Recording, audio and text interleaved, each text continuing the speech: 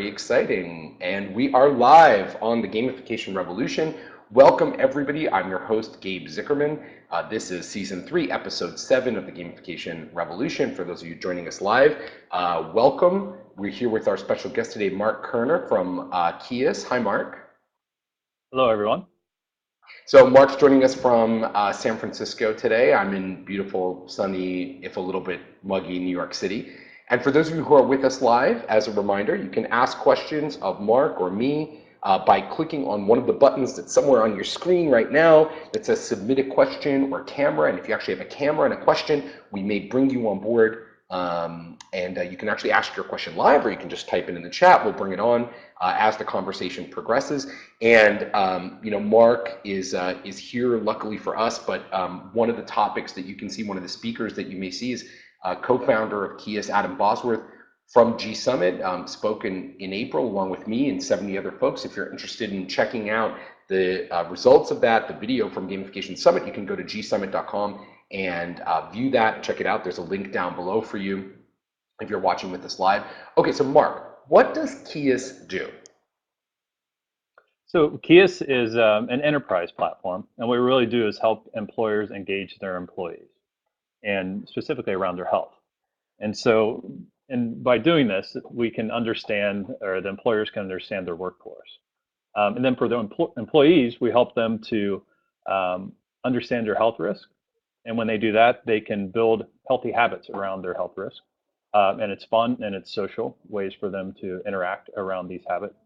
And because they know their numbers, they can take action on the knowledge that they have and actually make meaningful change in their lives.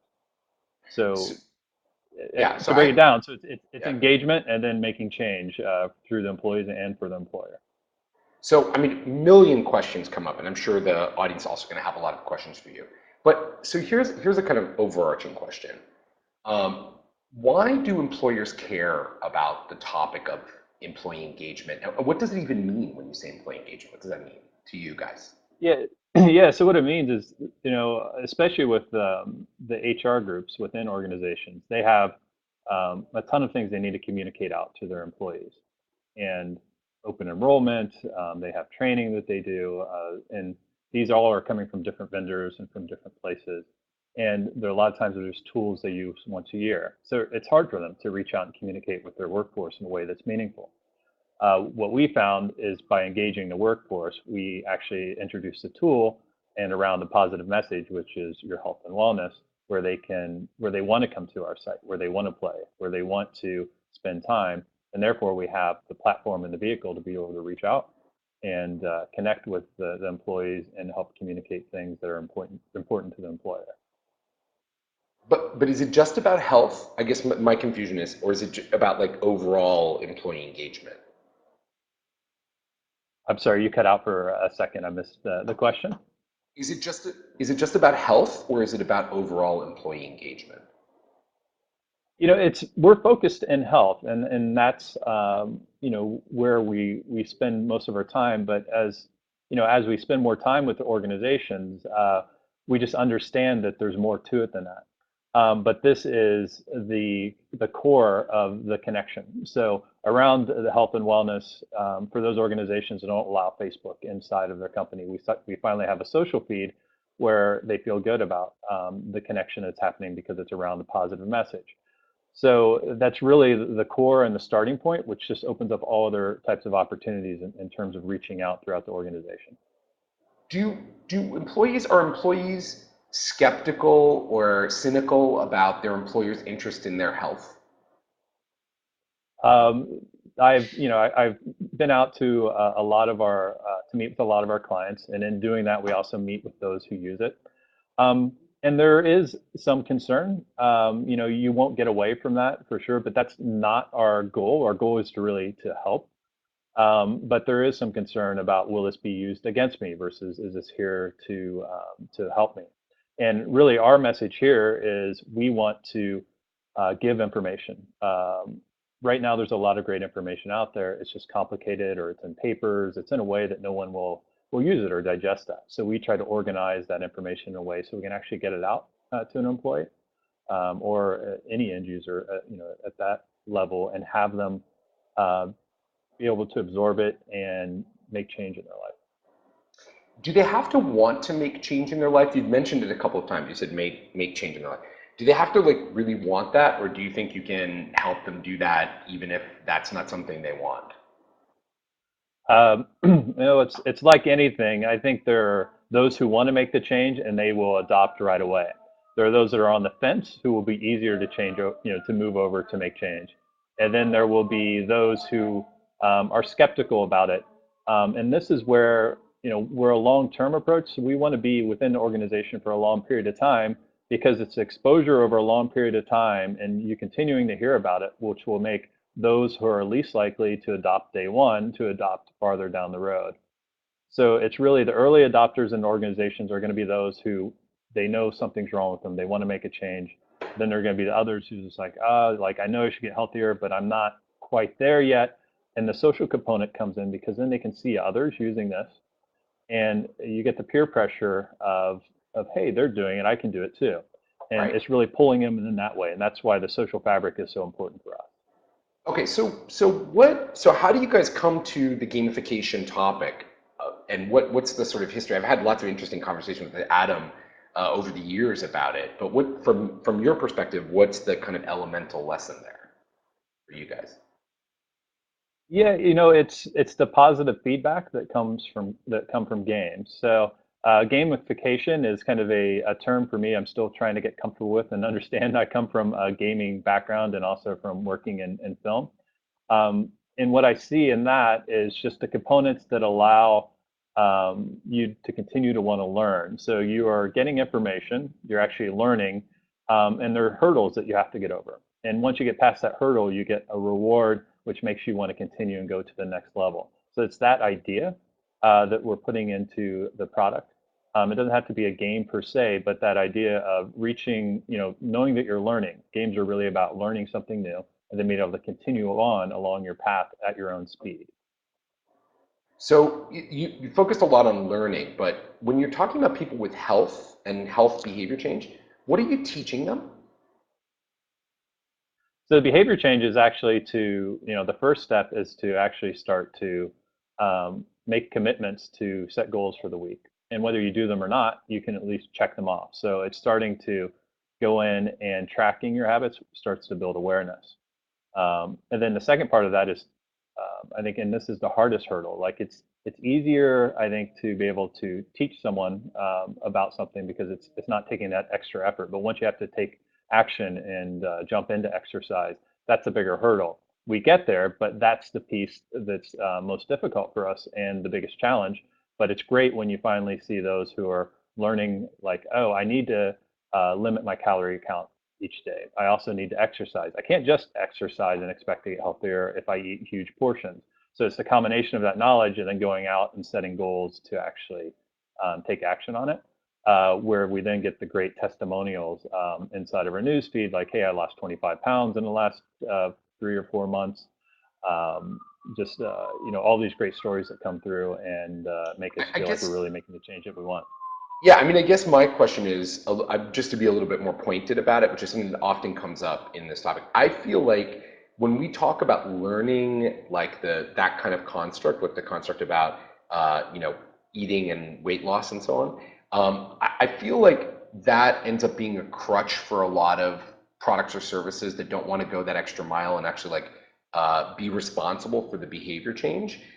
In many of these cases, these are not things that necessarily people don't know. Like I have trouble imagining that when your system is in at, a company like Facebook or something, that if you polled the people on should you drink sugary drinks, everybody's going to say no. So what's the gap between what people know they shouldn't do and what they don't do?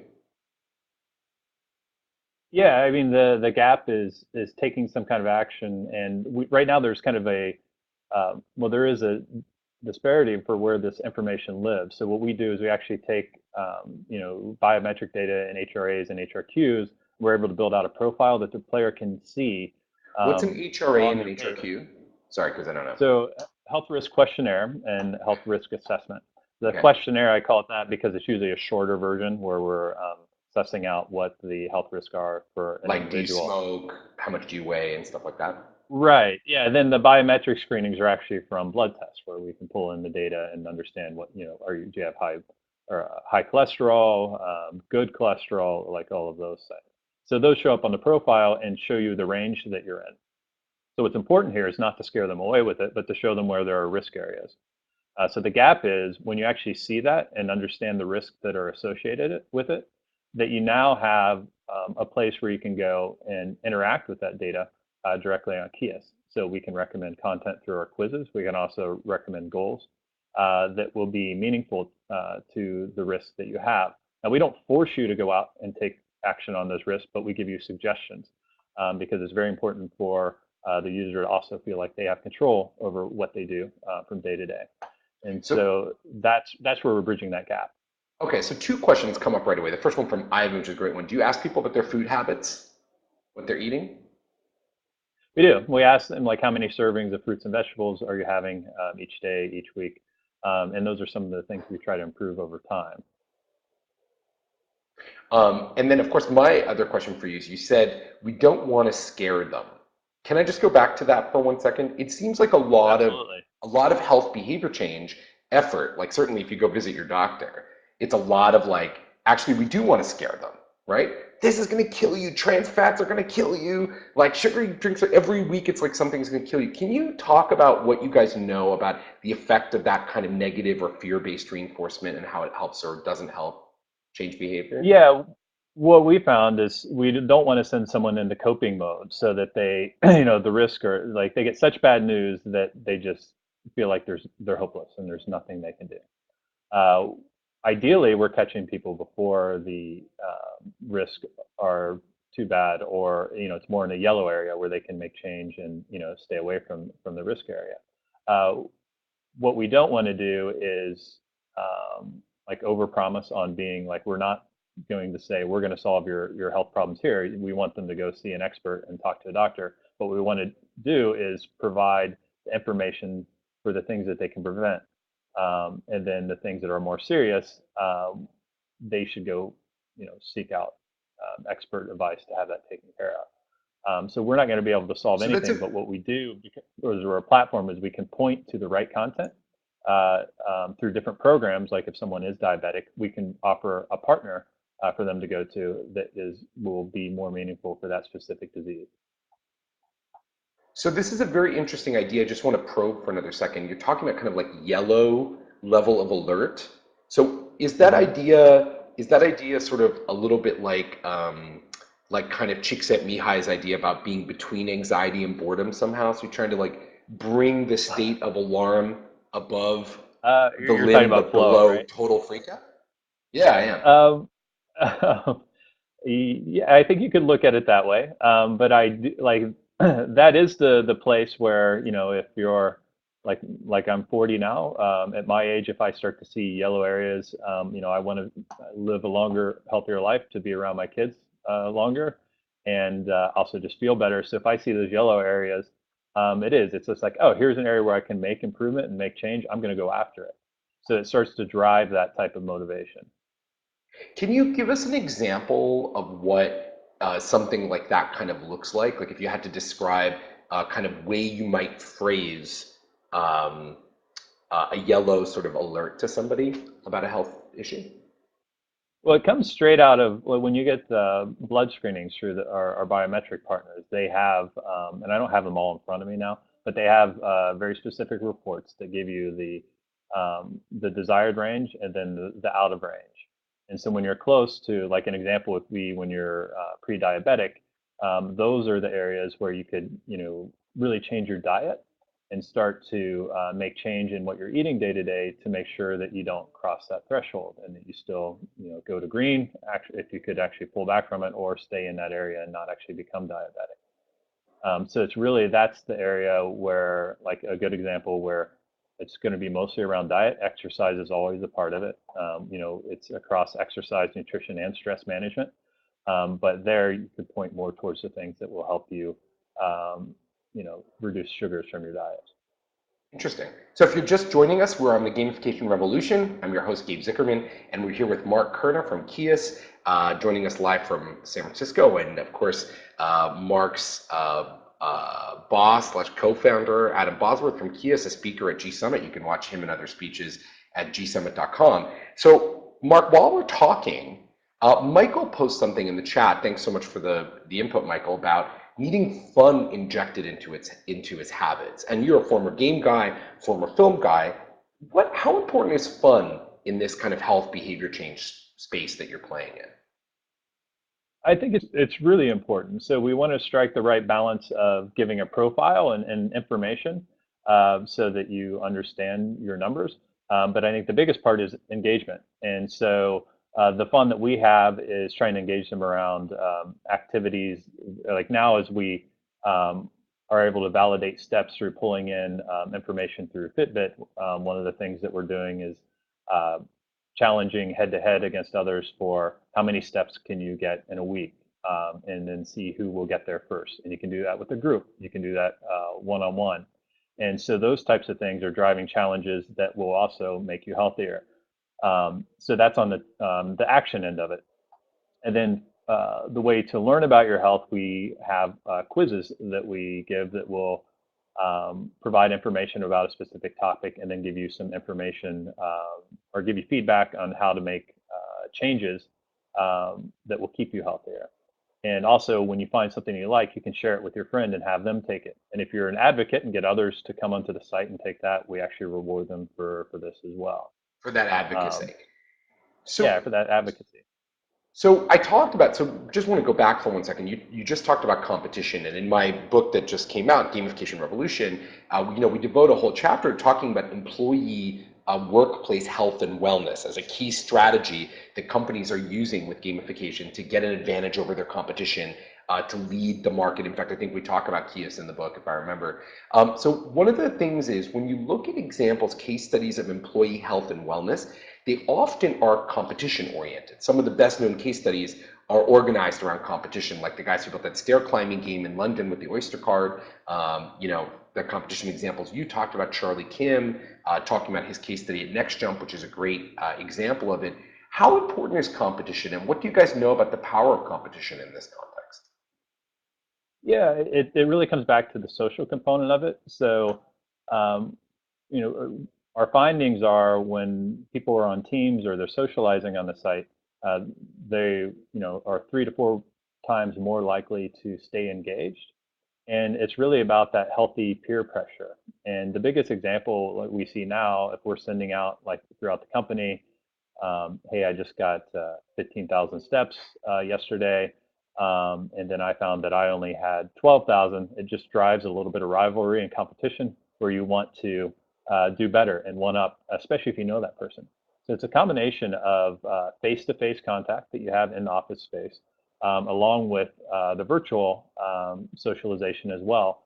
And then combining those two, you really get the most powerful chance of using the technology that we have now to drive that basic human nature of competing and trying to outdo each other.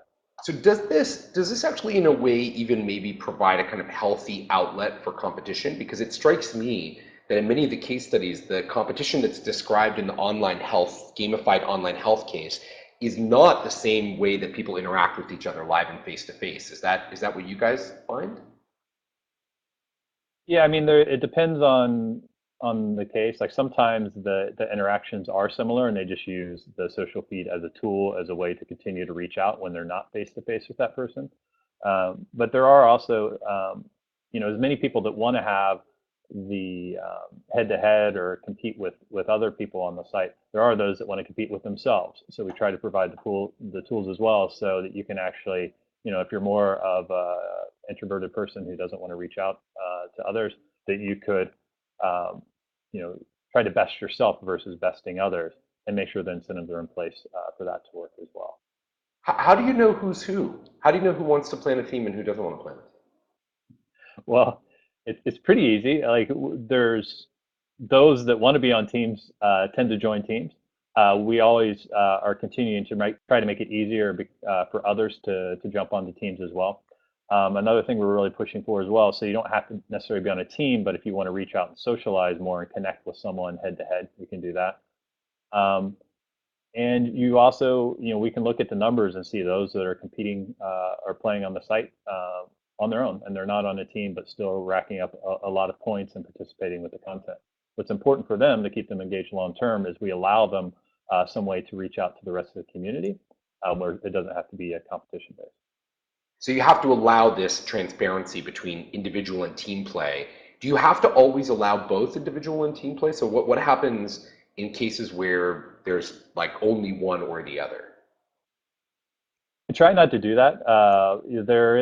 We've leaned more towards team play right now, and the team will always become part of it, but it's important for us to engage as many people as possible. So I'm going to keep features on the site that will engage the teams, but also continue to build more features that allow the individual to be comfortable and play as well. So a lot more asynchronous type of socialization. You see this in a lot of the Zynga games, what Playfish had. So those things aren't synchronous social play, but it's something that you do on your own, and then you can reach out to the community and come back and see how someone has posted or Someone they've done. Back. Right, and even so especially in something like a steps competition where you're unlikely to actually get two people literally walking up the stairs at the same time, it seems obvious that you would need some kind of async relationship with each other. So this is an interesting question from Marcel Leal. Hi, Marcel. Thanks for joining us from Brazil, actually, which is fantastic. He's asking about objective metrics. So I think metrics are a great question. Anytime you do something, I'm sure you guys are constantly thinking about it. So there's overall happiness and enjoyment, but what else does an employee wellness program like the kind, a gamified one like the kind that Keas is building, what metrics are important in this space? What do you track and report on? Yeah, so there's the productivity metrics. So are we actually reducing absenteeism and productivity? Those are some of the things that are maybe a little more difficult to measure, more qualitative. We're getting them from surveys. Do you feel better about the workplace after doing this? Have you made changes? So these are things that they're actually putting in themselves.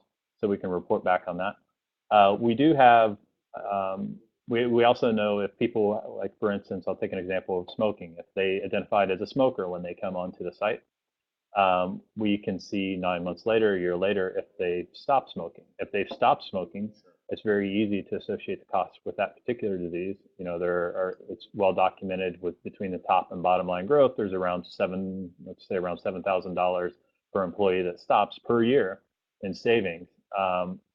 So those are the great ROI stats that our employers love to see, and that gets associated across all the different diseases. So I know Adam likes to talk a lot about kind of things that catch him off guard. And by the way, Marcel, thanks for that great question. So Adam likes to talk a lot about like kind of surprises or ahas or gotchas in the process of building Keas and testing it with all these different people that use it. And I remember one story that he was telling me. I'm kind of interested in hearing the things from your perspective behaviorally that have been surprises to you about building this out, and especially the engagement and gamification system. But I remember him talking about at South by Southwest the notion of points and how important points were to people. And he said that he went into the process of building Keas with this idea that points weren't really important. They were just a kind of artifact of tracking progress, and then found that they were actually very important to the players. And people took the point balances that they had very seriously, even if they weren't really redeemable for a great deal of value in the real world. Can you talk a little bit about that and maybe some other aspects of the Keas platform or the experience of gamifying health that you find particularly surprising? Yeah, I would say with the points, it's a way to measure how you're doing against others, and so it's not necessarily a surprise, but it's a great thing to see happen in this type of platform that we can, even with this content, motivate the end user with something as simple as a point system, which it doesn't cost us anything to create a point, but yet it still feels like a very good reward. So it's equivalent of the gold star, for kids when they're in school. For us, the points are just a way for you to measure up against others in the community. So I think that is a very good point. And I think for me, the biggest aha though is like to make sure that that you don't alienate others with the points, because there are going to be those who just earn tons and tons of points, and they'll reach out on a leaderboard above and beyond what anyone can catch. So what we have to do as well, and the biggest thing that I'm conscious of now is make sure we put people in ranges of where they can compete and where they can see how they're doing against people either that they've chosen to compete with or that are in a close range to them, so that they can move ahead at a level that's comfortable for them, so that they'll stick with it. So this is something that Charlie Kim talked about in the example at Next Jump of employee wellness as well. This idea that people have all these different levels of achievement and also levels of motivation, right? That materially sort of affect their game. Is there some kind of apocryphal case that sticks out to you about that? What happens when you put these newbies and super experienced people together? Yeah, for us, all of them enjoy the site. For those that are super active and super athletic, um, we do, when we first built the product, didn't build it to cater to them as much. So what we're doing now is actually making sure, and this is helping when we put in the validation through device integration. What's allowing is those that are more athletic to be able to come in and actually be cheerleaders for those that are still, just getting into this. So this is where the social piece and the ranges of the different individuals come together. So for those that are very encouraging and those who are more active and doing great things, to allow them to be able to reach out to the rest of the community and help build team and build teamwork, and also just give encouragement through our social feed. How Yeah, how do you track, reward, even surface that kind of helping behavior? How do you know that those people want to do it, and how do you encourage them to do more of that mentorship and guidance and support?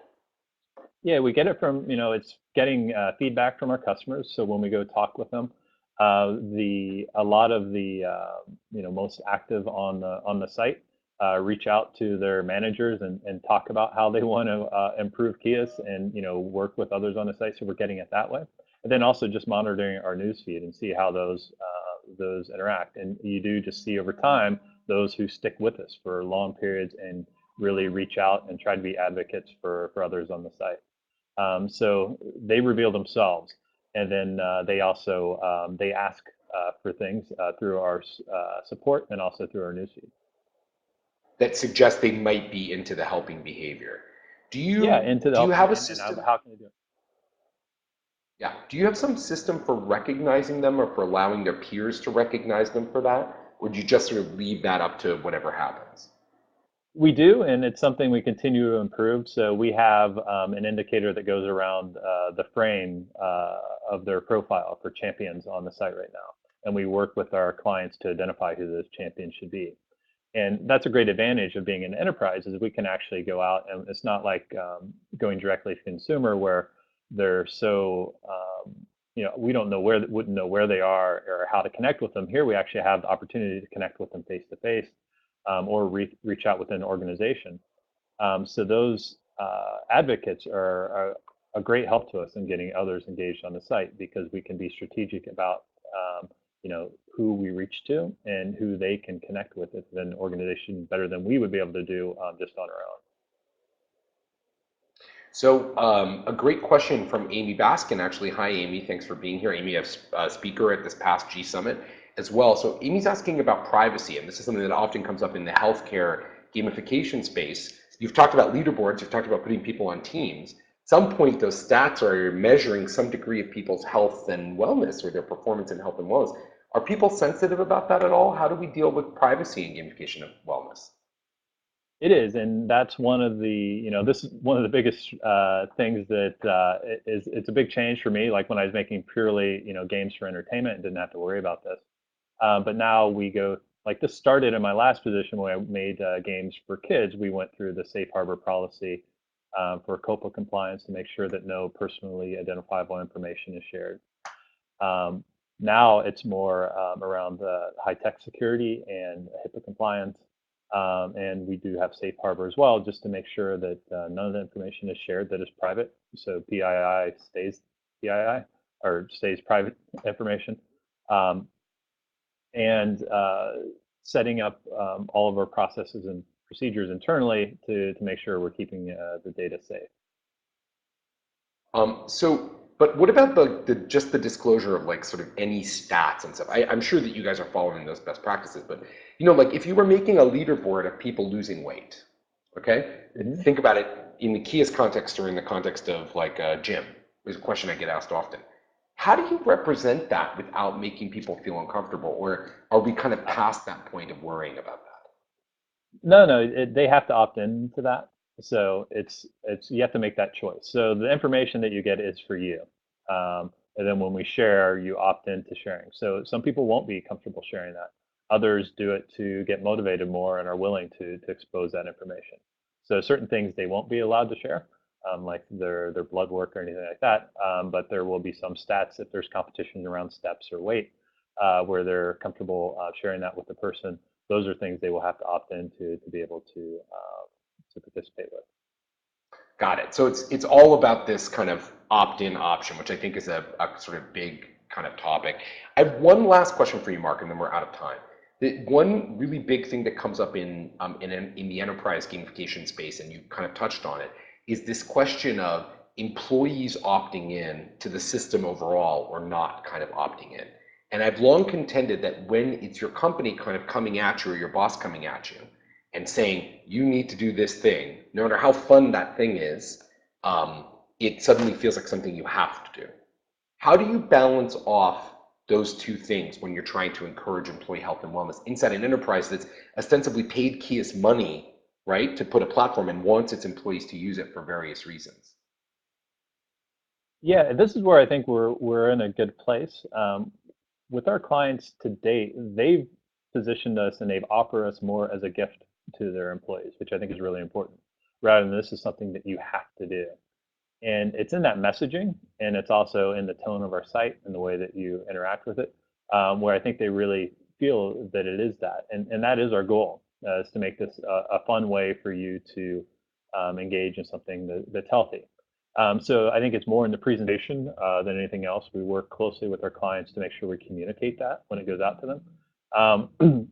Then all the other things I talked about are really results of, oh, now that we have created this and we are releasing this into the workforce, how do we then provide some tools that allow the managers to be able to actually do more with it inside the workforce.